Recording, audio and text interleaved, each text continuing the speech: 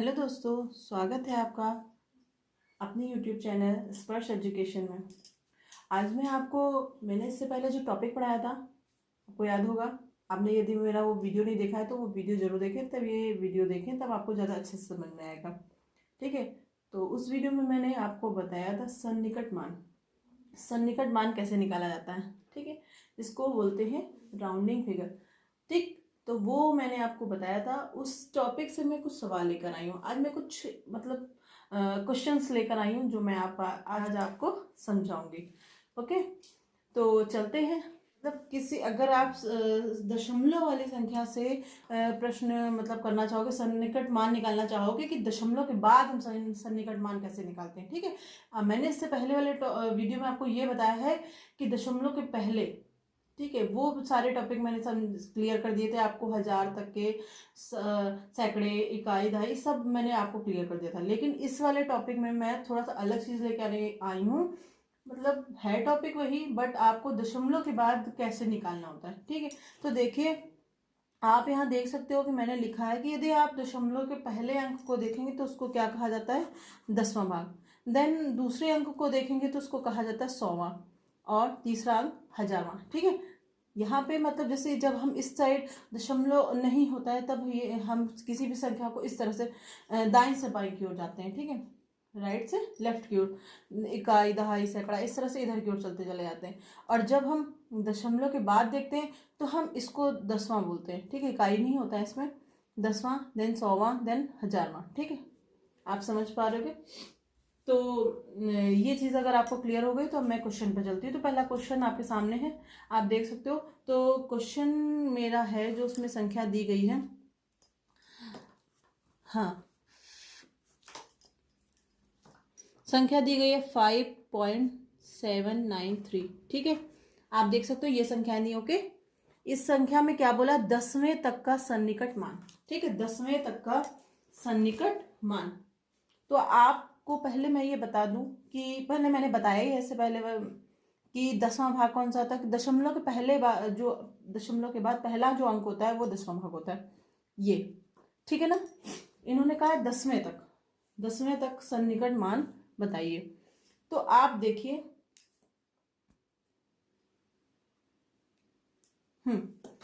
तो आप देख सकते हो कि इसको हम क्या, इसके जब भी हम जिसका भी मान निकालना होता है तो उसके जस्ट बगल वाला डिजिट देखते हैं। ठीक है, आप देख सकते हो यहाँ पे 7 दिया है, 10वें मान में 7 दिया है, लेकिन हमको इसको नहीं देखना होता है, हमको जस्ट इसके बगल वाला अंक देखना होता है। यदि इसके बगल वाला अंक 5 से छोटा हो, 5 से छोटा, 4, 3, 2, 1, इस तरह से कोई भी संख्या दी होगी तो बगल वाली आप 10वें भाग में कुछ भी ऐड नहीं करोगे। लेकिन अगर 5 या 5 से बड़ा होगा तो आप इसमें ऐड करोगे 1।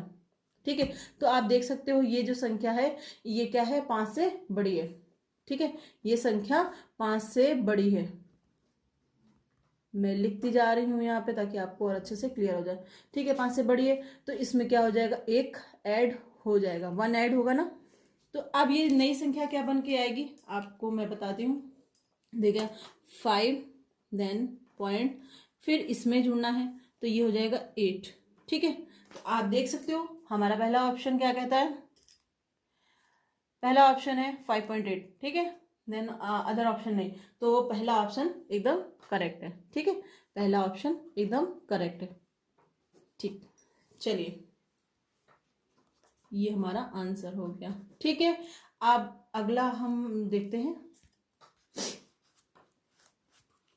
अगला प्रश्न हमसे क्या कहता है, दूसरा प्रश्न देखिए। ये पहला प्रश्न था, देन दूसरा प्रश्न है कि संख्या 4.562, देखिए कभी भी दशमलव के बाद जो संख्याएं होती हैं या अंक होते हैं तो उनको कभी संख्याओं के रूप में नहीं पढ़ा जाता है। ठीक है, इसलिए मैं ऐसे पढ़ रही हूँ। आप देख सकते हो नीचे आपको दे रहा होगा, आपको प्रश्न दे रहा होगा दूसरा, तो उसमें आप देखिए कि संख्या क्या दी गई है, 4.562। ठीक है, दशमलव के बाद मैं हमेशा क्यों ऐसा पढ़ रही हूँ 562, ठीक, क्योंकि दशमलव के बाद कभी भी संख्या के रूप में चीजों को नहीं पढ़ाते, क्योंकि वो कोई पूर्ण संख्या है, उसके बाद सिर्फ अंकों में ही गिना जाता है। ठीक है, तो हमेशा तोड़ देते हैं। ठीक, तो 562, 4.56 2 का निकटतम 100वें तक का सन्निकट मान पूछा गया, निकटतम 100वें तक का। चलिए, जैसे अभी 10वें का निकाला था, अब हम 100वें का निकालते हैं। पहले हम संख्या नोट करते हैं। ये है संख्या हमारी, ठीक है, आप देख सकते हो। अब उन्होंने क्या बोला, 100वें तक का, तो 100वां कौन सा आएगा, ये देखिए 10वां ये, 100वां ये, 1000वां। तो हमें इस वाली संख्या, इस वाले अंक को देखना है, ठीक है। इस वाली संख्या अंक को हमने देखा तो ये 6 दे रहा, बट हमें, मैंने बताया ना, जिस भी तक का पूछा जाता है निकटतम मान, तो उसको नहीं, उसके जस्ट बगल वाली संख्या को देखना होता है, उसके जस्ट बगल वाली संख्या। तो बगल वाला अंक क्या है, डिजिट, ये देखिए 5 से छोटा, ठीक है, ये क्या है, 5 से छोटा है, ठीक। तो इस वजह से इसमें ऐड कुछ भी नहीं होगा, इसमें ऐड कुछ भी नहीं होगा, कुछ ऐड नहीं होगा, ठीक है। अब आप समझ पा रहे हो, अब क्या लिखेंगे इसको, सीधे सीधे इसका आंसर आ गया आपको 4.5 देन 6, ठीक है। देखिए इसमें जीरो नहीं लगाते, क्योंकि आप जीरो, दशमलव के बाद जीरो का कोई वैल्यू नहीं होती, ठीक है, इसलिए वही संख्या बस रख दी जाती है, बाकी और आगे कितने भी अंक हो उनकी कोई वैल्यू नहीं, ठीक है। तो इस तरह से हमारा आंसर क्या आया, 4.56। तो ये ऑप्शन है आपका सी, ठीक है, सी ऑप्शन है जो हमारा, वो एकदम करेक्ट है। This is answer, okay. चलिए अगले प्रश्न की तरफ चलते हैं जल्दी जल्दी। तीसरा प्रश्न हमारा कहता है 119.3472 का निकटतम 1000वें तक सन्निकट मान क्या होगा। आप देख सकते हो ये संख्या दी है, अब कितनी, काफी बड़ी संख्या दे दी है, तो हम पहले इसको नोट करते हैं। संख्या 1000वें तक का मान निकालना है, तो अब हम 1000वें वाले मान को देखेंगे। देखिए 10वां, 100वां, देन 1000वां, ये है मान। तो 1000वें मान के को हमें देखना होता है, बट उसको देख के मुझे अगली, उसके जस्ट बगल वाली डिजिट को, जैसे मैं अभी तक बताती आ रही हूँ ना, फटाक से वही करना है। चलिए, तो बगल वाला डिजिट क्या कहता है, बगल वाला डिजिट आप फिर देखिए, जो ये 2 है वो क्या है, 5 से छोटा, 5 से छोटा है ना, तो इसमें क्या होगा, कुछ भी ऐड नहीं होगा, ठीक है, कुछ भी ऐड नहीं होगा इसमें, ओके। आप देख सकते हो कुछ भी ऐड नहीं हो रहा है, तो आप सीधे सीधे फिर वैसे ही लिख दोगे, आंसर क्या आ जाएगा, 119.347।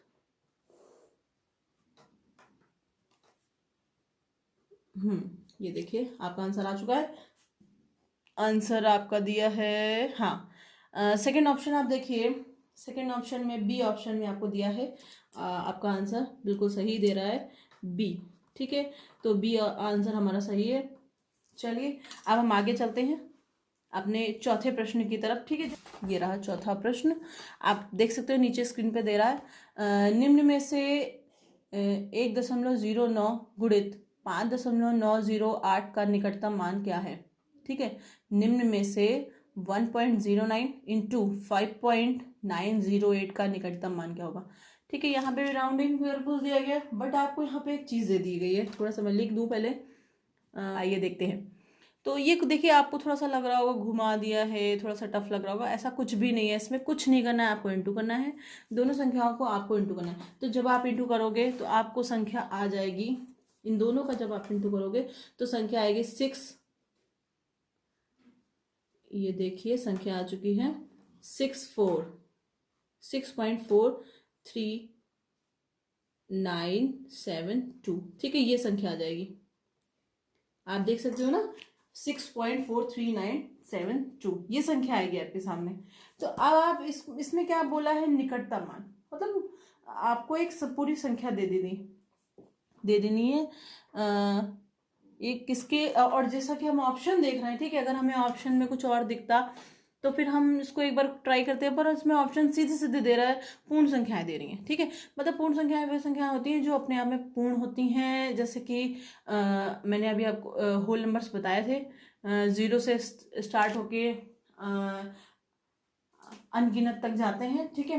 तो आप देख सकते हो, तो यहाँ पे भी सेम वही चीज़ दी है ऑप्शन में, 5, 6, 10, 12 इस तरह से ऑप्शंस दे रखे हैं। तो आप इसमें देखो कि मुझे करना क्या है, कुछ नहीं करना है, सिर्फ आपको दशमलव के बाद वाली, जब भी कभी की संख्या में दशमलव आ जाता है, जब भी कभी दशमलव आ जाता है तो वो पूर्ण संख्या नहीं कहलाती, ठीक है। आप ये हमेशा अपने माइंड में नोट करके रखिए कि दशमलव यदि किसी भी संख्या में आया तो वो पूर्ण संख्या नहीं कहलाएगी।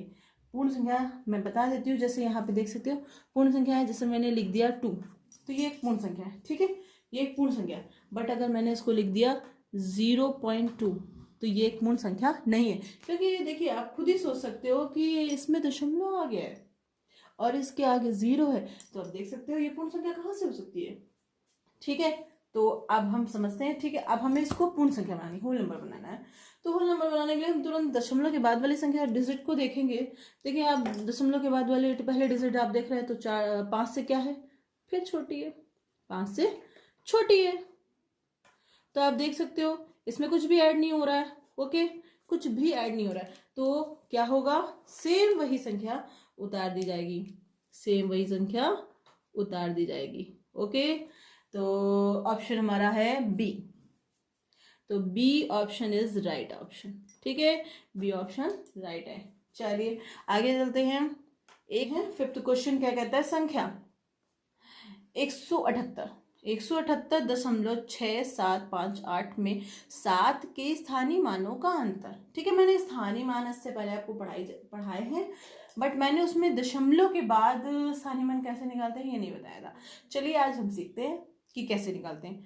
तो जैसा कि प्रश्न में संख्या क्या है, 178। ओके, आप देख पा रहे हो स्क्रीन पे 6758। ओके, तो इसमें क्या बोला है, 7 के स्थानीय मान, 7 की प्लेस वैल्यू, 7 की स्थानीय मान।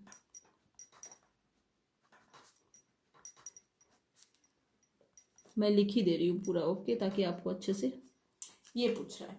तो आप पहले देखेंगे कि पहले पूरी संख्या को आप स्कैन करेंगे, है ना, पूरी संख्या को आप देखेंगे कि इसमें 7 कहाँ कहाँ दिया है। तो 7 यहाँ पे 2 जगह दिया है, एक तो ये, ठीक, देन एक ये, ठीक। तो अब आप क्या करोगे, इन दोनों ही संख्याओं के अंकों के आप स्थानीय मान निकाल लोगे। ठीक है, तो जैसा कि जिस स्थान पर जो संख्या होती है बस उसी से उसका इंटू कर देते हैं, आपको पता ही है, मैंने इससे पहले बताया ही है। तो इकाई दहाई, ठीक है, दहाई के स्थान पे मतलब 10, मतलब 10 से हम इसका इंटू किया करेंगे। ओके, यहाँ पे इसका हम इंटू करेंगे 10 से, तो क्या आ जाएगा 70। ओके, देन इस वाली संख्या को देखेंगे, इसको हम जैसा कि देख रहे हैं कि दशमलव के बाद है। ठीक है, तो दशमलव के बाद कभी भी स्थानीय मान होता है, मैंने ये भी शायद बताया है, यदि आपने वो मेरा वीडियो नहीं देखा तो आप देख सकते हो, और नहीं बताया है तो आप देख लीजिए। तो इसके लिए हम क्या करेंगे, दशमलव के बाद है इसलिए इसका स्थानीय मान हो जाएगा 0.07। ठीक है, 0.07। वैसे हम इसको इस तरह से भी लिख सकते हैं। देखिए ये तो ऑप्शन पे डिपेंड करता है कि ऑप्शन में कैसे पूछा गया, नहीं तो हम इसको ऐसे भी लिख सकते हैं, ये देखिए इस तरह से। तो इस ऊपर मैंने इसको, ये जो दशमलव लगाया मैंने इसको हटा दिया, नीचे 1 लगाया और 2 0 बढ़ा दिए, तो क्या है 7/100, ये इसका स्थानीय मान है। ओके, इसका स्थानीय मान कौन से, दशमलव के बाद वाले का। ठीक, अब आप समझ पा रहे हो, इस जब भी दशमलव के बाद स्थानीय मान निकालना होता है तो इस तरह से निकालते हैं। ठीक है, थोड़ा ध्यान दीजिएगा, दशमलव के बाद स्थानीय मान निकालना होता है तो इस तरह से निकालते हैं। चलिए मुझे अभी स्थानीय मान निकालना है, और क्या करना है आप ये देखो। पहले इस समय हमें क्या करना है, अंतर करना है। ठीक है, दोनों स्थानीय मान आपके सामने, अब आप क्या करोगे, अंतर करके दिखाइए। तो अंतर करने के लिए मैंने इन दोनों का जब अंतर किया, अंतर का मतलब आप जानते हो कि माइनस। ठीक है, तो 70 माइनस 0.07।